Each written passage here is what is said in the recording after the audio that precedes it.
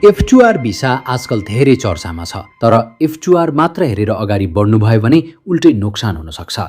किनभने तपाईको आम्दानी, व्यवसाय योजना, जीवनसाथीको रोजगारी र जनसङ्ख्या घट्दो क्षेत्रमा बसोबास गर्न सक्ने अवस्था अनुसार F2R भन्दा F299 अझ राम्रो विकल्प हुन सक्छ। आज वर्ल्ड्सकै भिसामा हामी F299 र F2R लाई तुलना गर्दै तपाईको अवस्थालाई कुन निवास भिसा बढी उपयुक्त हुन सक्छ भनेर सिचमे गर्नेछौँ। भिसा लोकप्रिय छ भनेर मात्र छनौट गर्नु हुँदैन। आजकल धेरै मानिसहरू F2R राम्रो छ भन्छन्, तर यसको अर्थ सबैले F2R नै रोज्नुपर्छ भन्ने होइन। साँच्चै महत्त्वपूर्ण कुरा भनेको तपाईको कोरियामा बसेको अवधि, आम्दानी, कोरियन भाषा क्षमता, जीवनसाथीको अवस्था, व्यवसाय योजना र तपाईले काम गर्ने वास्तविक क्षेत्र र कम्पनी हो। राम्रो भिसा भनेको लोकप्रिय भिसा होइन। राम्रो भिसा भनेको तपाईको अवस्थासँग मिल्ने भिसा हो। पहिले F299 र F2R को उद्देश्य फरक छ। F299 लामो समय बसोबास गर्ने प्रकारको निवास भिसा हो। यो कोरियामा निश्चित अवधि बसेका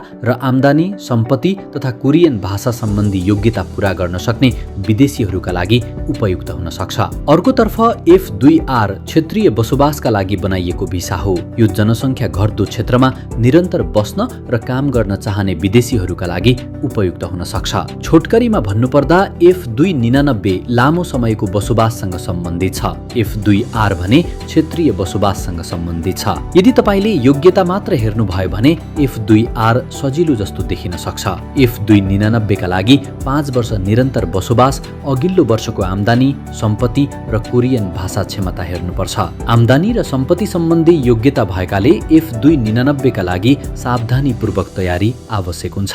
F2R का लागि भने E74 वा E74R बाट निश्चित अवधि पूरा भएपछि आवेदन गर्न सकिने सम्भावना हुन्छ। साथै आम्दानीको मापदण्ड सम्बन्धित प्रादेशिक स्थानीय सरकारले तोकेको लिभिङ वेजमा आधारित हुने भएकाले यो अझ सजिलो देखिन सक्छ। तर कथा यतिमै सकिँदैन। भिसा छनौट गर्दा योग्यता मात्र हेर्नु हुँदैन। F299 को योग्यता कठिन हुन सक्छ, तर यसले आर्थिक गतिविधिमा बढी लचकता दिन सक्छ। अर्कोतर्फ F2R सजिलो जस्तो देखिन सक्छ, तर तपाईले सिफारिस गरिएको क्षेत्रमा निरन्तर बस्न र काम गर्नुपर्छ। त्यसैले वास्तविक प्रश्न कुन भिसा सजिलो देखिन्छ भन्ने होइन। वास्तविक प्रश्न भनेको त्यो भिसा तपाईको जीवन योजनासँग मिल्छ कि मिल्दैन भन्ने हो। केही विदेशीहरू एउटै कम्पनीमा मात्र काम गर्न चाहँदैनन्। उनीहरू अझ धेरै पैसा कमाउन, व्यवसाय सुरु गर्न वा थप आम्दानीको स्रोत बनाउन चाहन सक्छन्। यस्तो अवस्थामा F299 अझ राम्रो विकल्प हुन सक्छ। F299 मा आम्दानी र सम्पत्ति सम्बन्धी योग्यता भारी हुन सक्छ, तर यदि तपाईले ती योग्यता पूरा गर्न सक्नुहुन्छ भने आर्थिक गतिविधि विस्तार गर्ने पक्षमा यसको फाइदा छ। त्यसैले यदि तपाई अझ धेरै पैसा कमाउन चाहनुहुन्छ र व्यवसाय सुरु गर्ने सोच पनि छ भने पहिले F299 लाई समीक्षा गर्नु राम्रो हुन्छ।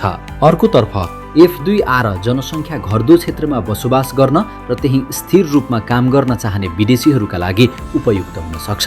आम्दानी सम्बन्धी योग्यता F299 भन्दा कम बोझिलो लाग्न सक्छ।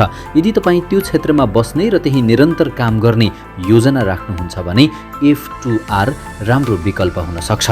तर एउटा महत्त्वपूर्ण कुरा याद गर्नुपर्छ। F2R का लागि सिफारिस गरिएको क्षेत्रमा कम्तीमा 5 वर्ष बस्नु र काम गर्नु महत्त्वपूर्ण हुन्छ। त्यसैले F2R रोज्नु अघि तपाईले साँच्चै त्यो क्षेत्रमा बसोबास गर्न सक्नुहुन्छ कि सक्नुहुन्न र त्यहाँ निरन्तर बस्न सक्नुहुन्छ कि सक्नुहुन्न भनेर पहिले जाँच गर्नुपर्छ। अर्को महत्त्वपूर्ण कुरा तपाईको जीवनसाथी हो। भिसा छनौट गर्दा आफूलाई मात्र हेर्नु हुँदैन। तपाईको जीवनसाथीसँग कोरियन भाषा क्षमता छ कि छैन, काम गर्न चाहनुहुन्छ कि चाहनुहुन्न र कामको अनुभव छ कि छैन भनेर पनि हेर्नुपर्छ। यदि तपाईको जीवनसाथीले केही हदसम्म कोरियन बोल्न सक्छ र त्यो क्षेत्रमा काम गर्न चाहन्छ भने F2R अझ लाभदायक हुन सक्छ। अर्कोतर्फ तपाईले व्यवसाय वा थप आम्दानीलाई बढी महत्त्व दिनुहुन्छ भने F299 अझ उपयुक्त हुन सक्छ। अर्थात् भिसा केवल आवेदकलाई मात्र हेरेर समीक्षा गर्नु हुँदैन, पुरै परिवारको जीवन योजना पनि विचार गर्नुपर्छ। F2R का लागि एउटा धेरै महत्त्वपूर्ण व्यावहारिक बिन्दु छ। राम्रो कम्पनी भेटियो भन्दैमा F2R स्वतः सम्भव हुन्छ भन्ने होइन। विदेशी कामदारको दृष्टिकोणबाट तलब, छात्रावास र काम गर्ने वातावरण धेरै महत्त्वपूर्ण हुन्छन्। तर F2R का लागि पहिले जाँच गर्नुपर्ने कुरा अर्कै छ, त्यो हो कम्पनीको ठेगाना। तलब राम्रो भए पनि कम्पनीको ठेगाना F2R लक्षित क्षेत्र बाहिर छ भने त्यो कम्पनी मार्फत F2R प्रक्रिया अघि बढाउन कठिन हुन्छ। त्यसैले F2R भनेको केवल राम्रो कम्पनी खोज्नु मात्र होइन, F2R सम्भव हुने क्षेत्रभित्र राम्रो कम्पनी खोज्नुपर्छ। F2R आधारभूत योग्यता पूरा भयो भन्दैमा त्यत्तिमै सकिँदैन।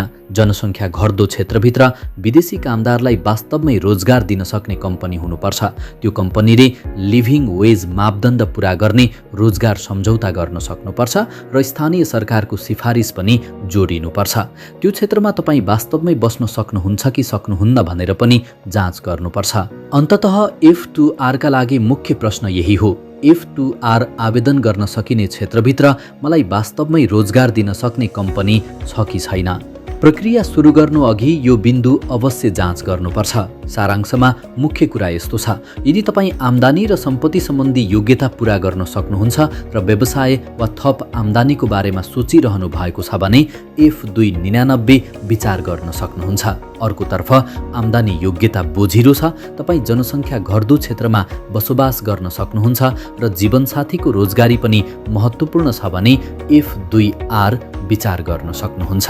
तर F2R का लागि वास्तविक कम्पनी म्याच छ कि छैन भनेर पनि अवश्य जाँच गर्नुपर्छ। कम्पनी राम्रो छ कि छैन भन्ने कुरा महत्त्वपूर्ण छ, तर त्यो कम्पनी F2R लक्षित क्षेत्रभित्र छ कि छैन भन्ने कुरा अझ महत्त्वपूर्ण छ।